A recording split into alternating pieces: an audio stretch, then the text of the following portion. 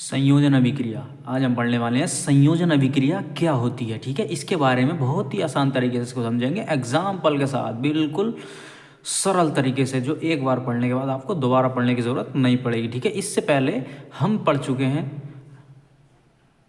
रासायनिक अभिक्रियाएं किन्हें कहते हैं, या कि भौतिक परिवर्तन क्या होते हैं, रासायनिक परिवर्तन क्या होते हैं, इन सब के बारे में हम पढ़ चुके हैं। तो आज हम पढ़ने वाले हैं संयोजन अभिक्रिया किसे कहते हैं। ठीक है, संयोजन अभिक्रिया क्या होती है, इसके बारे में आज हम पढ़ने वाले हैं। देखिए, बहुत आसान तरीके से इसको समझेंगे, ज़्यादा टेंशन लेने की ज़रूरत नहीं है। ठीक है, चलिए देखिए, अगर आप चैनल पर नए हैं तो हमारे चैनल को सब्सक्राइब कर लीजिएगा और साथ में बेल आइकन को भी प्रेस कर लीजिएगा। मेरे पढ़ाने के बाद इस टॉपिक को अगर आपका 1%, 0.1% भी अगर डाउट रह जाता है तो आप मुझे कमेंट करके बता दीजिएगा, मैं उसको दूर करने का पूरा प्रयास करूँगा। ठीक है, तो देखिए, वे रासायनिक अभिक्रियाएँ जिनमें दो या दो से ज़्यादा पदार्थ, देखिए संयोजन अभिक्रिया क्या होती है, वे रासायनिक अभिक्रियाएं जिनमें दो या दो से ज़्यादा पदार्थ आपस में संयोग करके, संयोग का मतलब मिलके, आपस में मिलके संयोग करके केवल एक ही नया पदार्थ बनाते हैं, संयोजन अभिक्रिया कहलाती है।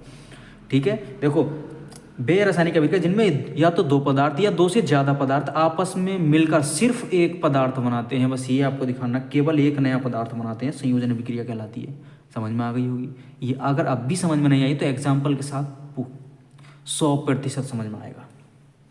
एक बार और देख लेते हैं, वे रासायनिक अभिक्रियाएं जिनमें दो या दो से ज़्यादा पदार्थ आपस में संयोग करके, यहाँ तक इसका मतलब ये हो गया, या तो दो पदार्थ या दो से ज़्यादा पदार्थ आपस में मिलके सिर्फ एक, यानी केवल एक ही नया पदार्थ बनाते हैं, संयोजन अभिक्रिया कहलाती है। यानी इन पदार्थों के मिलने से केवल एक नया पदार्थ बनेगा। ठीक है, तो ही संयोजन अभिक्रिया होगी। अगर दो पदार्थ बन गए इनके मिलने के बाद तो संयोजन अभिक्रिया नहीं होगी वो। ठीक है, बस ये ध्यान रखना। अब एग्जाम्पल के साथ आपको समझना, 100% समझ में आएगा। ठीक है, देखिए, ये एक A प्लस B, ये दो पदार्थ हैं, इन दोनों पदार्थ को मिलने से हमारा एक ही पदार्थ बनेगा। ठीक है, ये हमारी संयोजन अभिक्रिया होती है। एग्जाम्पल के साथ समझते हैं, देखिए इसको। देखिए, पहला एग्जाम्पल है, देखिए हमारा लोहा Fe प्लस सल्फर यानी गंधक, इन दोनों के मिलने से जब ये दोनों आपस में संयोग करके मिलेंगे तो हमारा क्या बनेगा, FeS यानी फेरस सल्फाइड। ठीक है, इन दोनों को मिलने से सिर्फ एक ही पदार्थ बना है हमारा। एक पदार्थ ये था, दूसरा पदार्थ ये था। जब दोनों ने अभिक्रिया की आपस में तो हमारा क्या बना, FeS यानी फेरस सल्फाइड। ठीक है, इन दोनों के मिलने से केवल एक नया पदार्थ बना है।